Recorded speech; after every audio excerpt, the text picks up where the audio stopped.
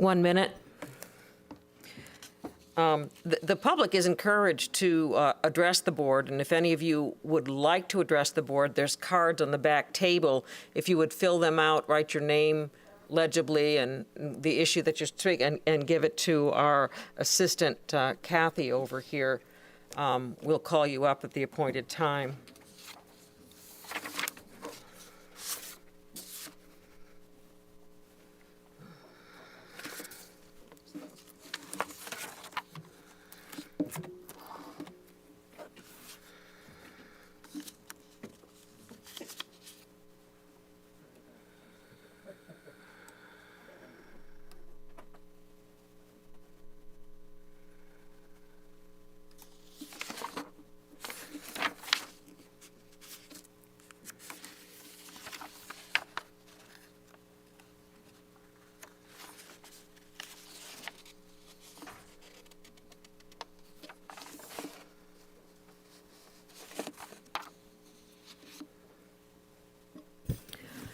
Good afternoon.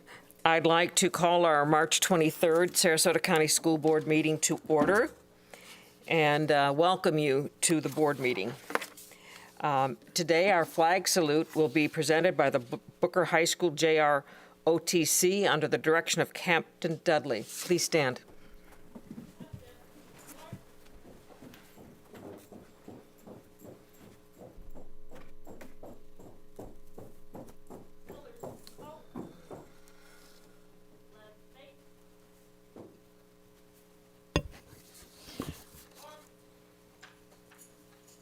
I'd like to ask our student representative, Chloe Bernal, to lead us in the Pledge of Allegiance. I pledge allegiance to the flag of the United States of America and to the republic for which it stands, one nation, under God, indivisible, with liberty and justice for all.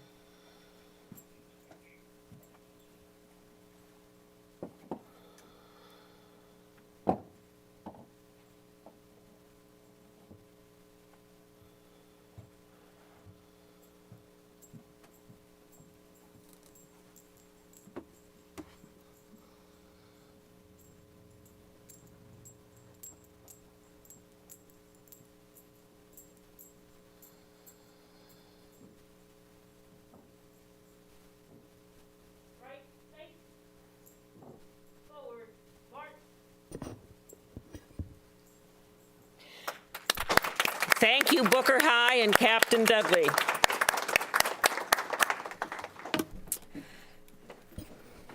I'd like to introduce our student representative, Chloe Bernal, and present her with a certificate.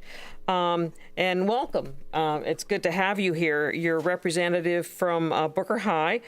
Could you tell us a little bit about yourself? Hi, my name is Chloe Bernal. I am a senior at Booker High School. I am in the Cambridge ACE program as well as dual enrollment with the University of South Florida. At Booker High School, I am a CFES Brilliant Pathways Ambassador, and through this program, I mentor students in both English and Spanish to achieve college and career readiness.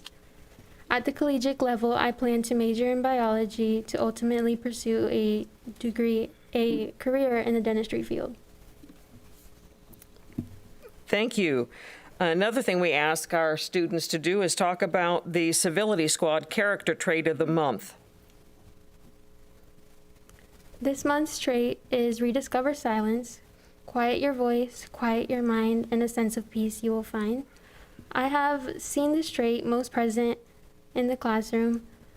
Throughout my years of schooling, I have noticed that oftentimes the most silent person in the room is the most intelligent person in the room, because not only are they auditory learners, but they're mostly visual learners, and they go about their life observing those and how they approach different obstacles in their everyday life.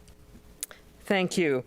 Again, we'd like to thank you for serving as our student representative, and I have a certificate of appreciation, and we wish you all the best of luck in the future.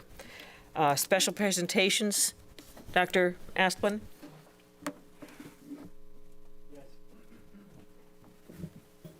Today's presentation will be to recognize the CTE Student of the Year Awards.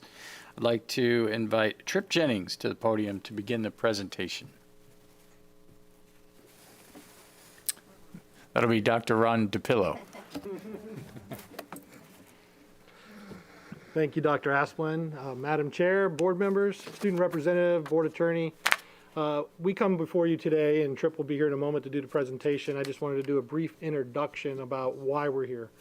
Number one is you're about to meet some of the most impactful, overachieving CTE students there are in our schools. These are the best of the best in terms of their performance, in terms of their achievements. So we want to recognize, as part of the governor's declaration of February being Career Technical Education Month, we've recognized these students. And Mr. Jennings, without further ado, Trip Jennings is our Assistant Director of Career Technical Education for K-12 programming. He will do the honors in honoring these students and recognizing their achievements. So thank you for this opportunity. Trip?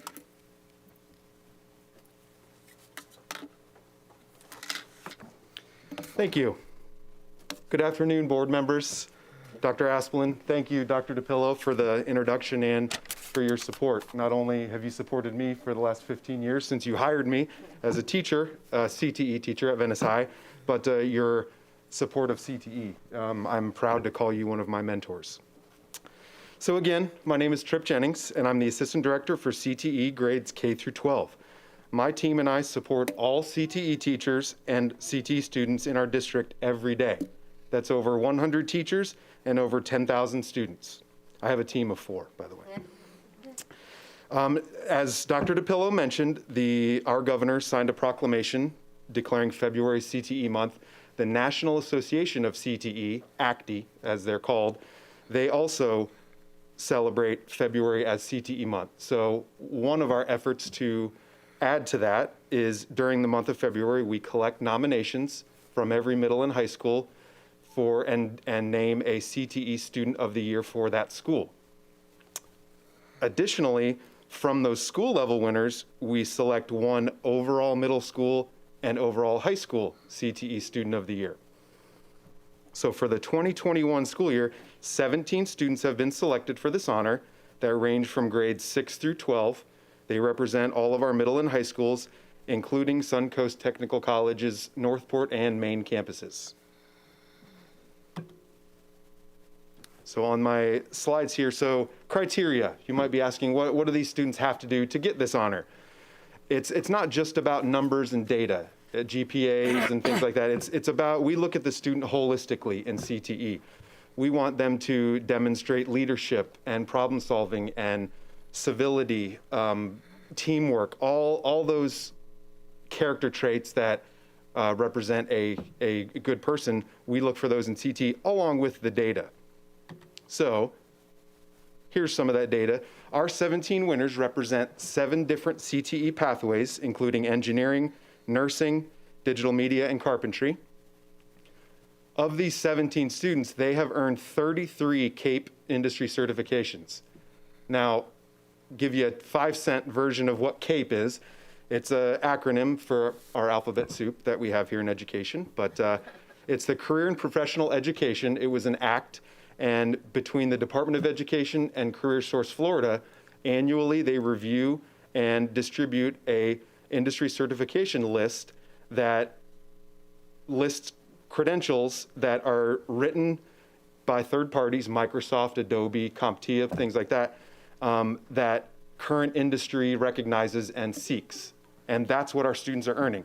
Now, the 17 students today, of them, they earned a total of 33. That's more than a few per student, if you can do that math. Very, very impressive. This is our 3rd year doing these awards. This year, that's the highest level of CAPE certs in our winning group. And considering what year this is, I'm pretty happy about that. 9 of our 17 students are now or have been previously CTSO officers, another acronym, Career and Technical Student Organizations. So that's your FFA, FBLA, Skills USA, TSA. 9 of these students are either currently or previous officers. 0 discipline referrals among these 17. They have a 3.7 GPA. Some of their career goals, every one of these listed here, a student taking CTE classes in middle and or high school, they would have a leg up going into their post-secondary lives. If a student's, I want to be a nurse, STC has an amazing nursing program. Actually, if you're a Polytech student, you can graduate and get your LPN at graduation. So anyway, the career paths that these students are interested in, some of them, you might not even really know what they do. An automation technician, that might sound kind of foreign, but very, very exciting. And I'm glad that these students are in pathways that gear them towards these careers. So what I'm going to do, I have Kayla up there, but I'm going to call the students out, name their school and what their CT program is, and I'm going to ask my specialist, Deb, to guide the students, and we'll bring them to the middle. I'll name them all. We can get a photo and then answer any questions you guys might have. So the Booker High, Kayla King, engineering. Emily Yemsteva, Booker Middle, engineering. Logan Spencer, Brookside Middle School, engineering. I don't mind if you clap every time. I don't know what the rules are. You want them to bring the plaques up? But yeah, as I'm calling your name, if you bring your plaque, come up if you're present. We don't have everybody here, but more than I thought would show up, so I'm pretty happy about it. Brianna Stoltz, Heron Creek, engineering. Victoria Chowade, Laurel Nokomis, engineering. Michaela Cavazos, McIntosh Middle, engineering. Ann Shaparsky, Pineview Digital Media. Nolan Ricks, Riverview High, Engineering and Digital Media.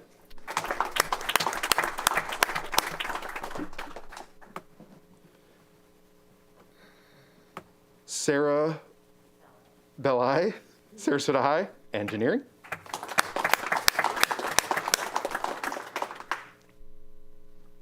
Michael Maloney, Suncoast Polytech, Engineering.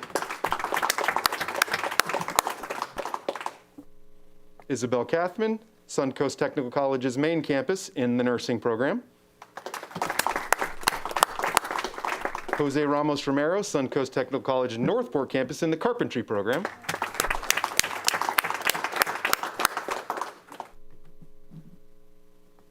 Carson Cox, Venice High School, Java Development and Programming.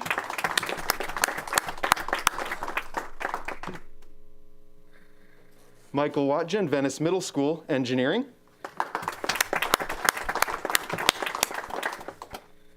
Drew Basor, Woodland Middle School, Engineering. Our last two winners are not only the Students of the Year for their schools, but also the overall middle and high school winners. Only one of them is here tonight. I'll tell you a little bit specifically about them since they're the district level winners. Our overall middle school winner is an engineering student, has been a TSA officer for the last 2 years, holds the IC3 Spark Digital Literacy Credential, won the U.S. Naval Sciences Award, and plans to attend Suncoast Polytechnical High School and start STC's nursing program in the fall. Her nominating teacher says she is, and I quote, "one of the most ambitious but humble students I have ever had in my program." Congratulations to Sarasota Middle School 8th grader Sadie Gallagher.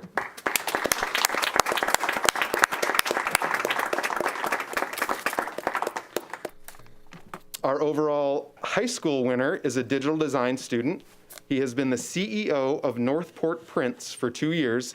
It's the Northport High School digital design printing business that's run by students. He's a member of the National Junior Honor Society. He holds 5 CAPE industry certifications between Microsoft and Adobe. And he plans to get his teaching degree and strives to return to Sarasota County as a CTE teacher. All right.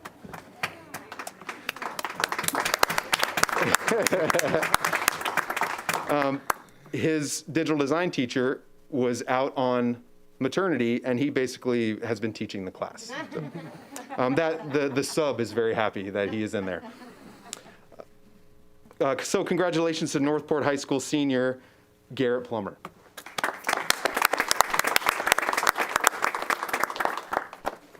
So if we want to do a photo. Oh, I didn't even switch those, sorry.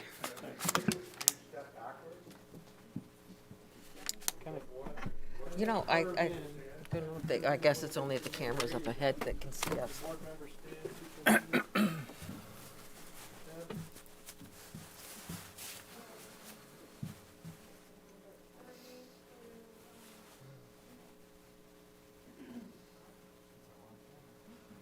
Make sure you look at all of them.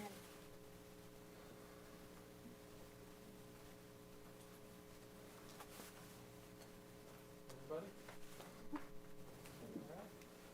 Thank you, guys.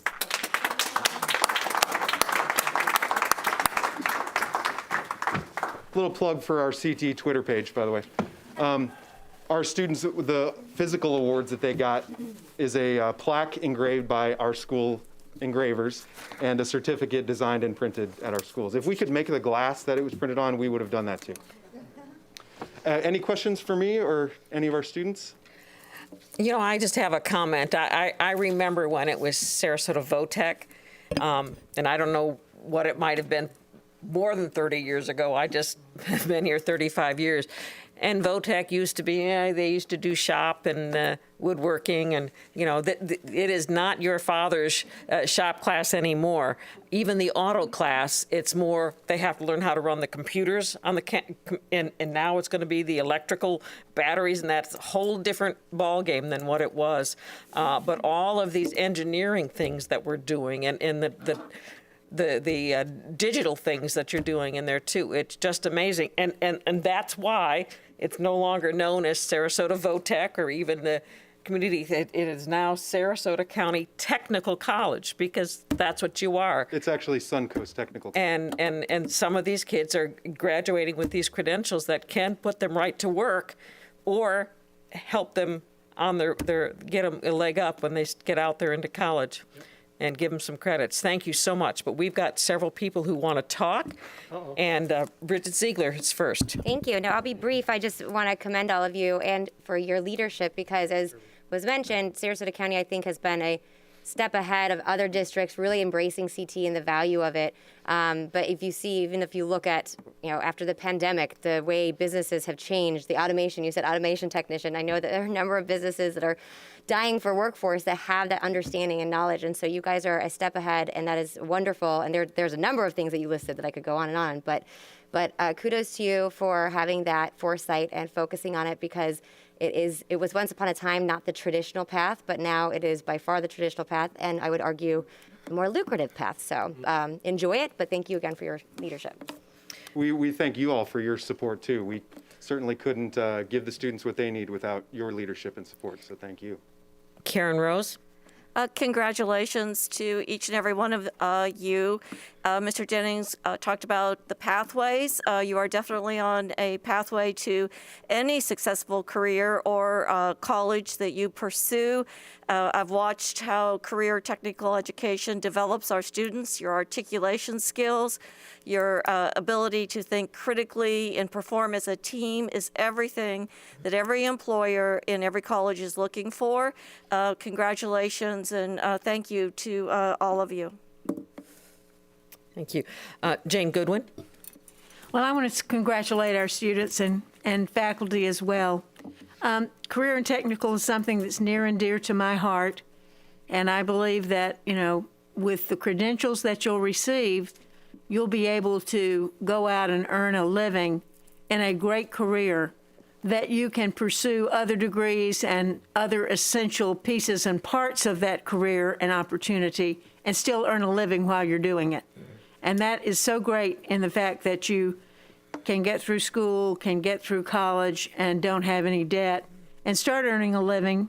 I think back a few years ago to our Marine program, our Marine motor program, that we had a young man who was like top in the nation and has, decided to forego college and work for, I think, Ingman Marine or some local person. We got lots of great equipment to teach others from that experience of his being number one in the country. And he's done very, very well for himself, very successful young man. I ran into a child at the fair over the weekend who is a middle school student at McIntosh Middle. And I was handing him his credentials. He's raising a pig. And I said, I love pigs. And he said, they're nasty animals. But at any rate, we talked about pigs a little bit. But I said to him, what are you going to do? He's probably 6th, 7th grade. He said, I'm going to Suncoast Polytech. He said, and I'm going to get a degree to be an EMT. And he said, once I've gotten my degree and I'm out, they only work 9 or 10 days a month, and then I'm going to get a boat, and I'm going to be a captain on a charter boat and take people out. But I mean, here's a child this age who was thinking critically about what he was going to do with his life. Isn't that wonderful? I said, you have made my day.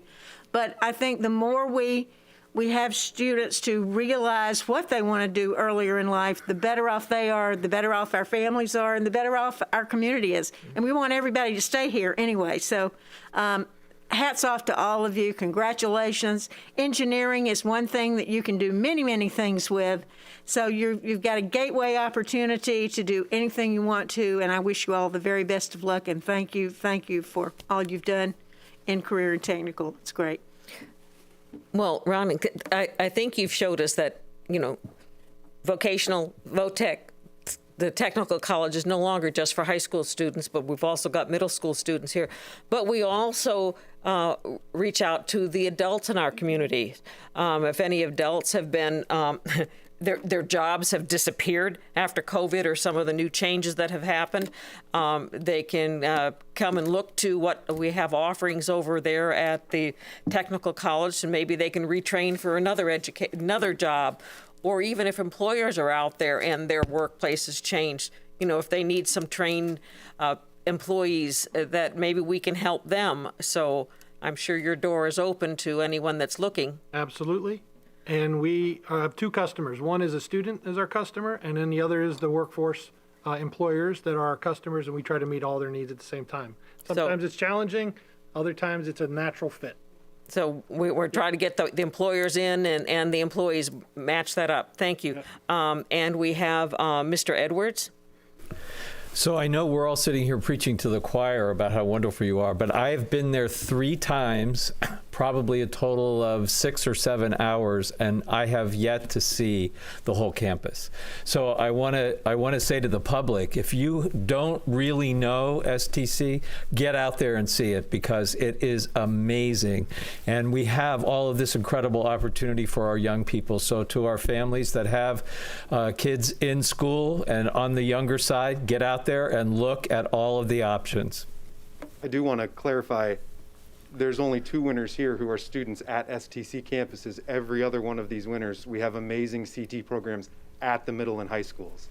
So I suggest the same thing. I'd be happy to take any of y'all over to any of these classrooms to see not only the amazing things at STC, but in all of our middle and high schools as well. And visitation is an issue right now, but we've got things online. Dr. Asplin?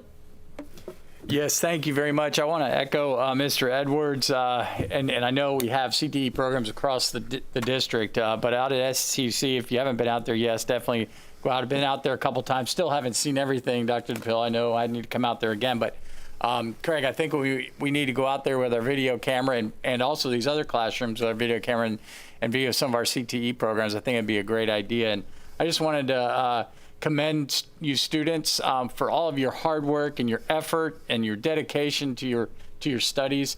The fact that you receive certifications only opens doors for you in the future, and we're very, very proud of you. So congratulations.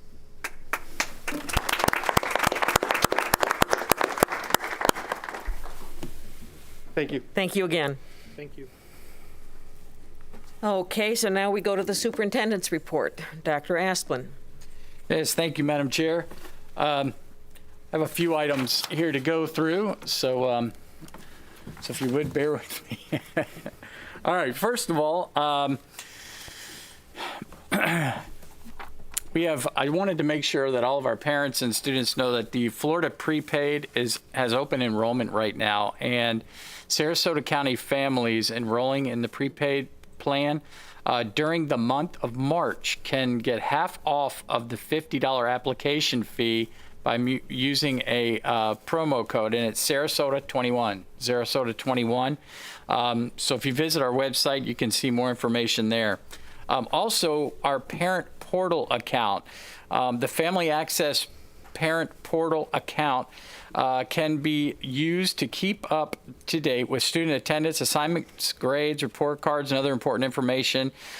So to create an account, it's very easy. Just go on our webpage and go to the parent and student link and click there, and you'll be able to set up your Family Access Portal, and that'll help you to look at all this different information that I know you'd be interested in as a parent for sure. State of the schools, for those of you that do not know, March 31st at 5 o'clock, we will have the state of the school district here in this room. And if you're not able to attend, that's okay. It will be live streamed on the district's YouTube channel, as well as broadcast live on our education channel, Comcast Channel 20 and Frontier Channel 33, for those of you who would like to watch that. Again, that's March 31st at 5 o'clock. I wanted to mention just a couple of other items as well. First of all, testing. Testing is right around the corner. We're in that time of the year again. April 5th is our when we start testing again here in our school district. Some of you who have remote learners have obviously emailed us and have been asking questions, how's that going to work? Because in the state of Florida, the requirement is if you are a remote learner, you still will have to come to the school and in a face-to-face manner take the FSA testing, our Florida Standards Assessment. And so our principals have really had much discussion about this, and we have too as far as district administrators to try and figure out the best way to do this for our remote learners. And we feel that the best way is to give as much autonomy as possible to each of our schools so that through their own special logistics and things that they have there and the families that they know and who their remote students are and any issues that might come up, principals will be able to handle that with their own schools and their own families and their own students. And so if you haven't received it yet as a parent, you'll be receiving letters from your principal, and that information will be there as far as when testing is and how to go about testing as a remote student. If you have problems, please call your school, and your principal will work that out with you and work with their own families on that. So I just wanted to make sure everyone was aware, and testing, like I said, begins April 5th. Also, I wanted to also, on the topic of testing, bring up one other item. First of all, there was a news conference on Monday in which our Florida Education Commissioner, Commissioner Corcoran, said that the scores in the Florida Standards Assessment, or FSA exams, may not end up counting towards student retention and graduation or factors like teacher pay and school funding. Mr. Corcoran also reiterated that the U.S. Department of Education is giving all states the opportunity to request a waiver to potentially eliminate the accountability requirements of standardized tests like the FSA, which will begin on April the 5th. And what I want you to know about this is our state DOE has created a waiver that they will be sending to the U.S. Department of Education.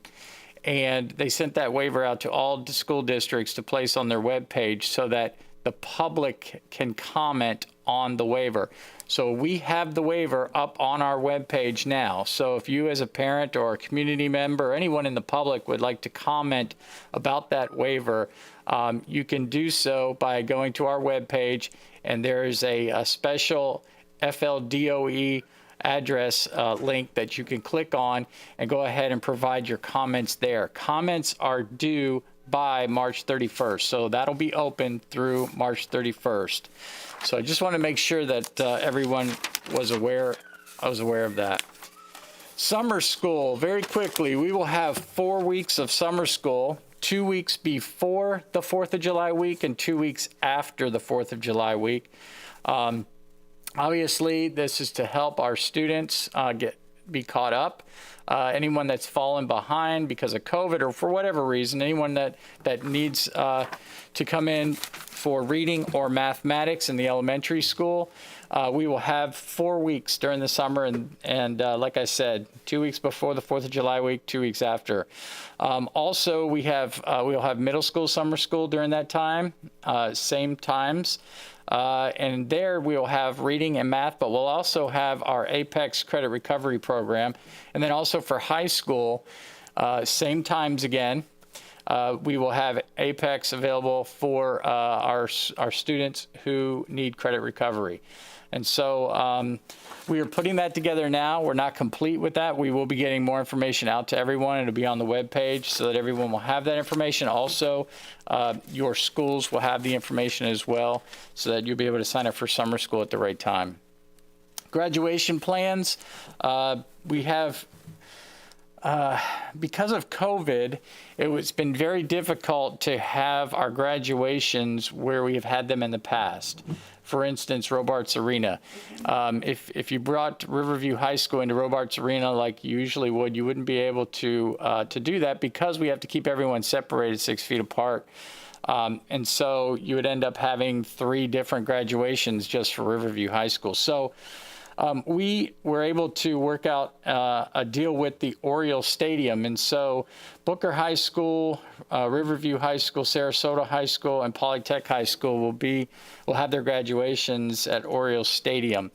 Venice High School and Northport High School have them on their own football fields, and then Pineview School will be at the Van Wezel. And so more information to come on that. Your schools will be sending out information to you to let you know the exact date, the exact time, and all the particulars about your graduations, and that should be coming out very, very soon. Another item, I promise I'm almost finished. We want to hear all this news. Okay, so another item is our ESE report.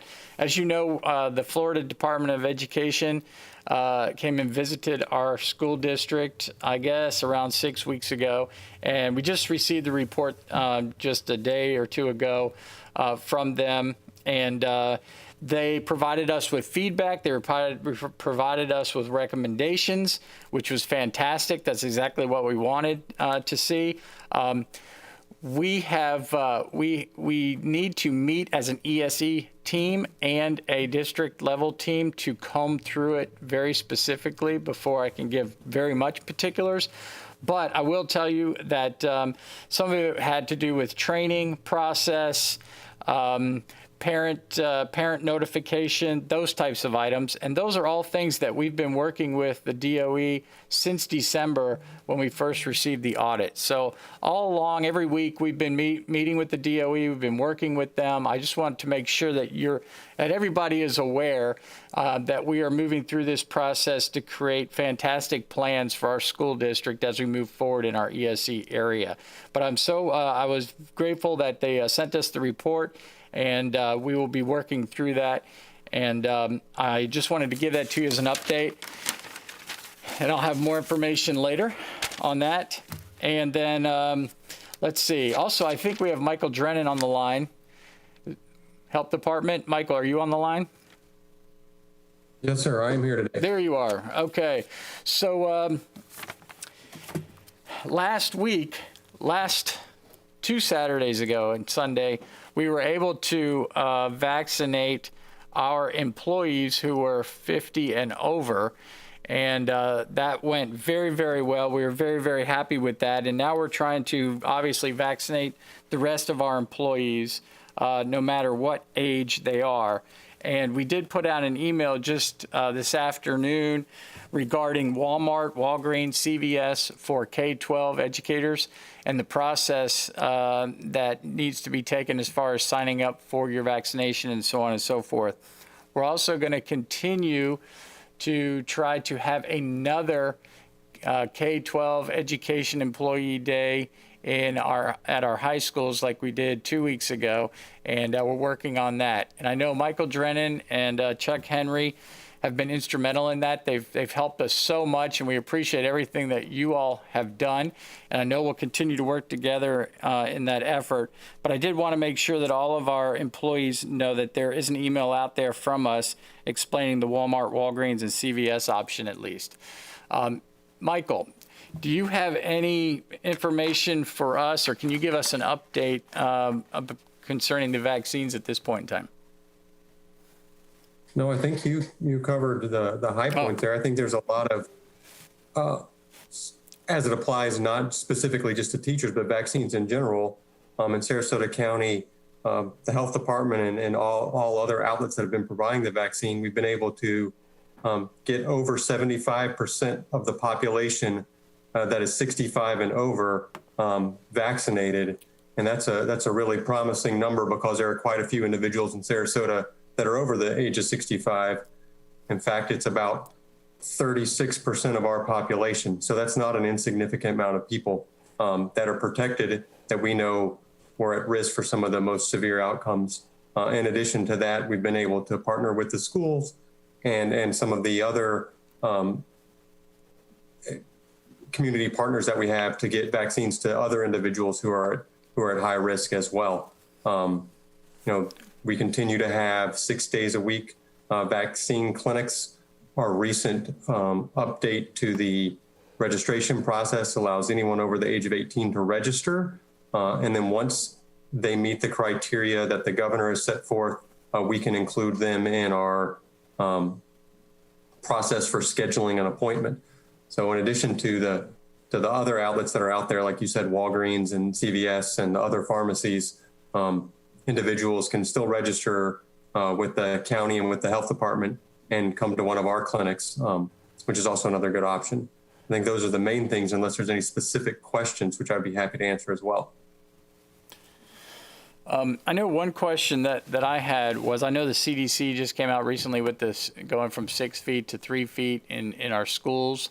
And I was just wondering if and how that would impact our contact tracing in our schools. Well, I think that's an excellent question because I believe there was not necessarily confusion, but the 3 foot guidance wasn't completely clear. So yes, the CDC's updated their guidance where they had been recommending that students and teachers be spaced 6 foot apart in the classroom to reduce the opportunity for spread. And and that has changed, at least for students, down to 3 foot, so students can be closer together in the classroom. Still need to wear masks when doing things that other than eating, practice good hand hygiene.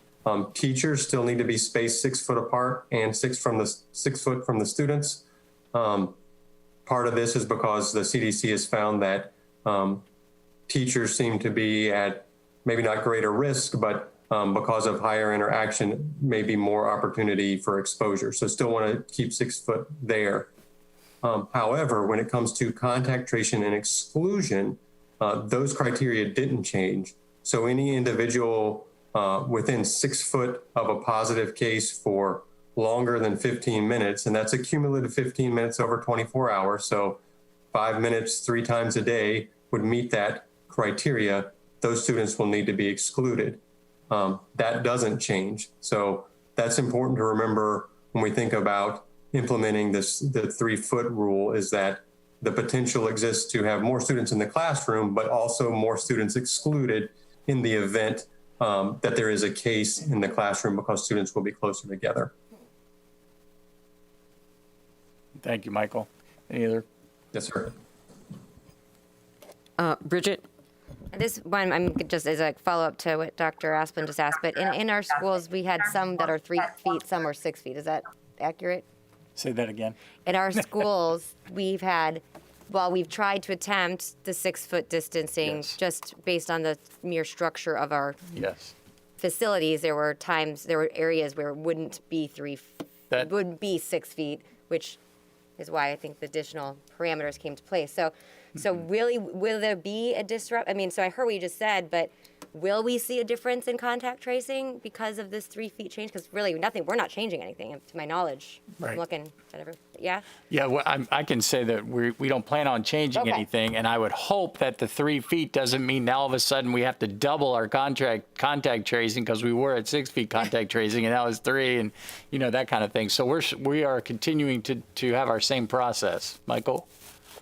Yeah, no, you're no reason to worry about doubling the contact tracing, because that rule didn't change. So the issue would arise if we did put students closer together. Our policy or our practice of looking within a 6 foot radius, at least to the best of our ability, of a student doesn't change. So as long as nothing changes with the school, that's not going to change how we exclude students or recommend students be excluded. Okay, thank you. I just wanted to clarify that. And one follow-up question, and again, thank you for being here. And I did catch beginning of the Board of County Commission meeting, and I know Mr. Henry was there. And one thing I want to reiterate that Chair Mayo had mentioned was, as you look at other districts and counties across the state, I want to commend our staff and the Department of Health, and just the strong collaboration that has been critical in trying to navigate the uncertainty that we found ourselves in the last 12 months. So thank you for that. And just to be consistent for anyone watching, I know our numbers are decreasing. There was a bit of a slight uptick, but can you just give us a quick status update of where we find ourselves as a county as far as positivity rate, hospitalizations, et cetera? Yes, I'd be happy to. So I'd love to reiterate what you said. I think the school district has done a phenomenal job, been an excellent partner with the health department, which I can't tell you how much we appreciate. And while I do appreciate the inconvenience of excluding students, whether or not they're cases or contacts, the number has been very small when you look at our total student population, which has been very encouraging, and I think proof that the steps that have been taken have really helped protect our teachers and students. When we look at the kind of variables that we look at in the community, so average number of cases over a 14-day period, we've been fairly stable, averaging about 66, 67 cases a day. However, we're seeing fewer people getting tested, so that results in an increase in percent positivity. One of the reasons why I've always said we want to look at multiple different variables at the same time. Those numbers are encouraging because they're still much lower than where we were before. But one variable alone doesn't always tell the whole story. So we're fairly stable on the number of cases we're seeing, although our percent positivity is right at 4%, much better than where we've been in the past, but been creeping up a little bit over the last week or so. As you mentioned, the other really important variable that we like to look at is hospitalizations. Not only hospitalizations with COVID, but the number of those COVID patients that have to or wind up requiring ICU care. And those numbers, both of those numbers continue to decrease week by week. So that's really encouraging as well. In fact, we've actually started seeing a decrease in the average age of cases. I think there's maybe multiple factors that are impacting that, but one of those is our really strong vaccination numbers in those over the age of 65. As those individuals become protected and less susceptible to the disease, our numbers decrease, as does our average age. So those were really the individuals we were seeing in the hospital, which is also driving that decrease in hospitalizations and people requiring critical care. Madam Chair, one follow-up really quickly.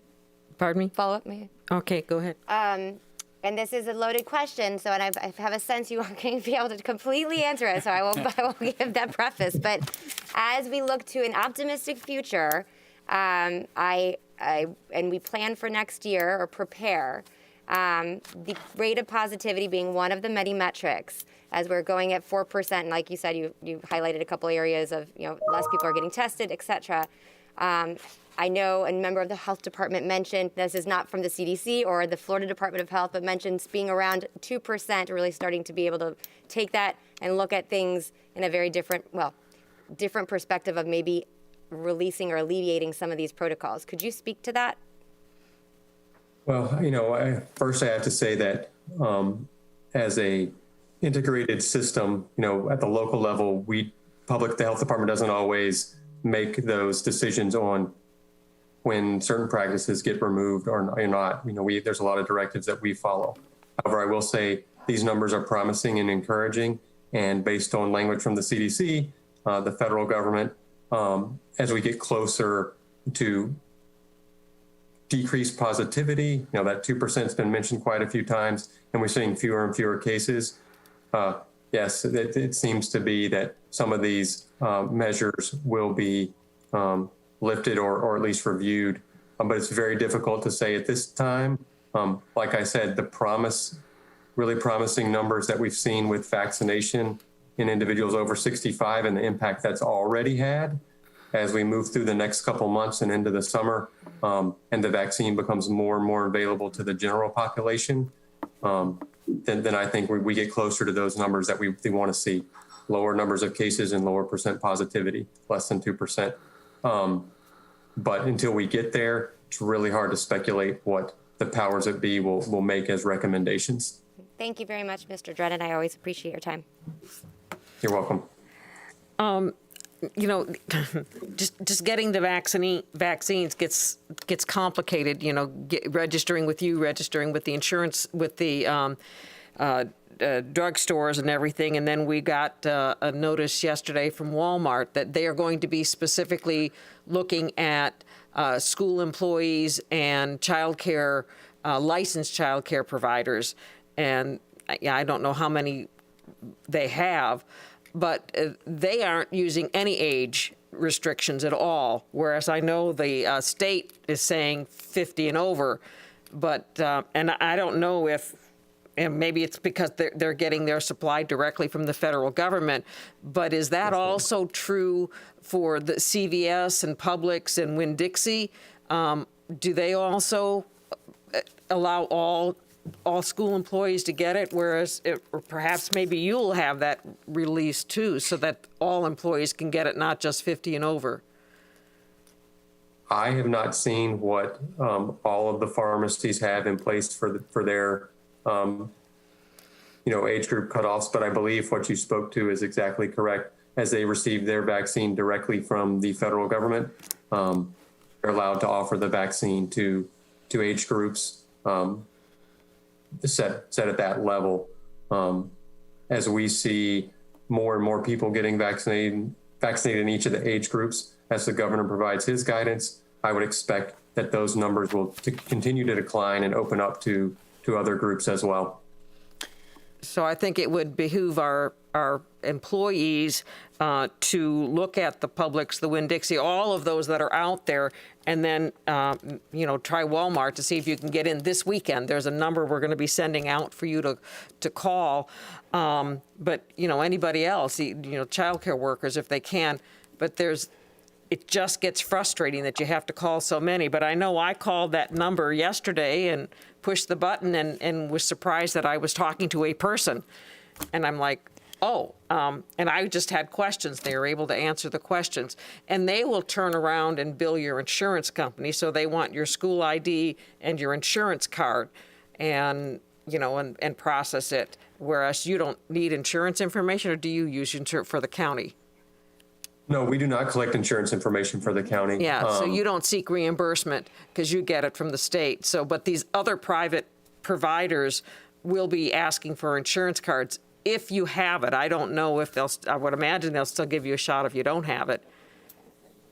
But that would be my understanding as well. But each pharmacy may have a different policy or practice. Well, hopefully some of our employees can get in this weekend if they make that phone call as soon as they get the email from us. Thank you so much. And boy, I can't wait till we don't talk to you anymore. All right, any other I will questions? always happily attend, but I can understand completely if you don't want to see me for a while. Thank you. Thank you, Michael. Appreciate it. And Madam Chair, welcome. just the latest information I have on that phone number that we are putting out regarding Walmart. For Saturday and Sunday, the vaccinations that are available for K-12 educators is in Venice and Northport. So when you call this number, they'll tell you what city or where they have the closest vaccination that you can sign up for that. So right now, if you called today, yes, Venice and Northport have them available at Walmart for K-12. I know they've had shots up in north on Cattleman, but this weekend it's down in Venice and Northport. Yes, That's ma'am. great. Yes, but ma'am. that's only for the employees, the school employees, K-12 employees, and they still have to call the number and create an appointment. and make an appointment. Great. Yes. So, and we're putting all that out today. And then if you can indulge me for one more minute. Oh, well, I guess. All right, so the other day, last week, I spoke at the Rotary Club, and it was fantastic. I loved it and met quite a few folks, and they handed me this bag. And you all probably are familiar with this bag, maybe not. But this bag is the Campaign for Grade Level Reading bag that they give to the Rotary Club gives to every kindergartner. And it's just a wonderful bag. But I also wanted to recognize the Patterson Foundation and the Community Foundation because they also play a huge part in this. But each of our kindergartners gets this bag from Rotary. And there's some really great things in here, crayons and, what are these, magnets that go on the refrigerator that you can spell things with and so on. And then they have this fantastic book that I just love. It's called Josh the Baby Otter. And Well, they might get a different book. They might not all get the same one. This one is the one they're putting into the bags right now, and it's promoting water safety for children, obviously, but also helps them to read. And I just want to take a moment to say thank you to Rotary for inviting me to speak and giving me this, and also thank you to the Community Foundation and the Patterson Foundation. I think this is amazing, and we need to continue to do this. Every kindergartner gets these, and every kindergarten family gets this. I think there's some ABC flashcards. Yes, there's flashcards, there's crayons, there's all kinds of crayons, great stuff yeah. in here. Yeah, So- basically what they need to do when they get to school. Great. All right, thank you. That's all. All right, next is our hearing of citizens, and I have no cards.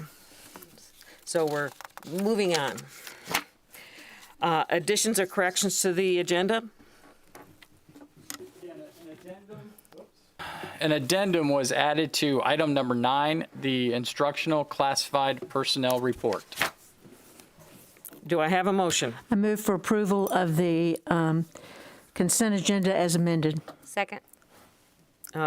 Please vote on the amendment. No, it's not an amendment, it's an addendum. Okay. Do we have to vote on? No, we don't vote on that one. I'm sorry. Back to the I legislature. guess we do vote.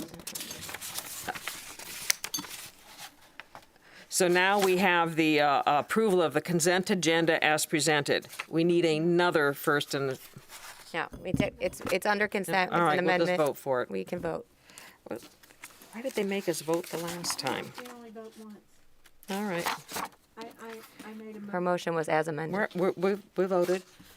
I'm waiting for the vote to come up. I confirm mine. 5-0. It passes 5-0. New business. Yes, item number 18 for new business, that the board approve the revised 2021 student calendar as presented. And the change there, if you recall, April 8th is going to become a work day for teachers, or a planning day for teachers, April 8th. So it'll be a student non-attendance day, and we wanted to make that change on the calendar. I move that the board approve the revised 2020-2021 student calendar as presented. Second. All in, any discussion? All in favor? Please vote. Or against, I guess. My card. I have to find my mouse. There we go. It's under my chair. And that passes 5-0. And again, April 8th, the students will not be there, but teachers will be in for training. Our next board workshop is scheduled for Tuesday, April 6th, and a board meeting at 6 p.m. on April 6th. Any member comments? Bridget? I'll tack fast like Mrs. Corcoran. No, I just wanted to make a comment on number 18, and we had some wonderful teachers and great staff presentation earlier today about the remarkable work, but also about how important time is. And so I'm really glad that we were able to afford an extra planning day for our hardworking staff and teachers. That's all. Thank you for all the great work. And no further comments. We will be adjourned.